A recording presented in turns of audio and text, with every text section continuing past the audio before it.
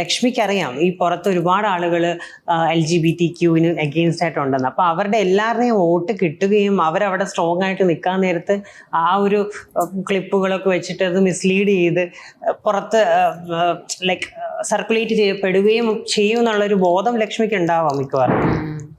ലാലേട്ടൻ അപ്പൊ നമ്മൾ ഈ ഹെയ്റ്റ് സ്പീച്ചിനെ പറ്റി പറഞ്ഞപ്പോ ഒരു കാര്യം കൂടി ആഡ് ചെയ്യാനുള്ളത് എന്താന്ന് വെച്ചാൽ കുട്ടിയുടെ കാര്യം പറയുന്നുണ്ടല്ലോ ലക്ഷ്മി, ലൈക്ക് എന്റെ കുട്ടി ഇത് കാണുവാണ്. അവിടെയാണ് ശരിക്കും ഇപ്പം ശ്രുതി പറഞ്ഞത് കറക്റ്റ് ആണ്. എല്ലാവർക്കും അവരുടേതായിട്ടുള്ള ഒപ്പീനിയൻ ഉണ്ട്, അക്സെപ്റ്റ് ചെയ്തില്ലെങ്കിൽ ചെയ്യേണ്ട. ബട്ട് ഈ ഹെയ്റ്റ് സ്പീച്ച് വരുമ്പോൾ ഇതാണ് അതിൽ ആഡ് ചെയ്യുന്നത്, ലൈക്ക് എന്റെ കുട്ടി ഇത് കാണുമ്പോൾ ഇൻഫ്ലുവൻസ്ഡ് ആയി പോകുന്നുള്ളത്.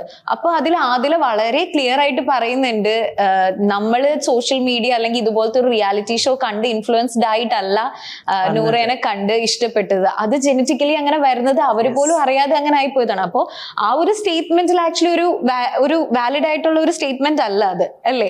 കാരണം നമ്മൾ അത് കണ്ടിട്ട് പക്ഷെ അതൊക്കെ പറഞ്ഞിട്ടും മനസ്സിലാകാത്ത ആളുകൾ ഉണ്ട് എന്നുള്ളതാണ്. ആ ലക്ഷ്മിയുടെ കുട്ടിയാണല്ലോ, ഒരു കുഞ്ഞു കുട്ടിയാണ്, വളരെ ചെറിയ കുട്ടിയാണ്, മനസ്സിലാക്കാനുള്ള ഒരു പ്രായമായിട്ടില്ല. മാത്രമല്ല അത് ലൈക്ക് ഇങ്ങനെ TV-യിൽ കണ്ടു കഴിഞ്ഞാൽ ഇൻഫ്ലുവൻസ്ഡ് ആവുന്നതല്ല. ഇപ്പൊ നിങ്ങൾക്ക് ആദിലയുടെ നൂറേയും പ്രണയം കണ്ടിട്ട് എന്തെങ്കിലും ഇൻഫ്ലുവൻസ്ഡ്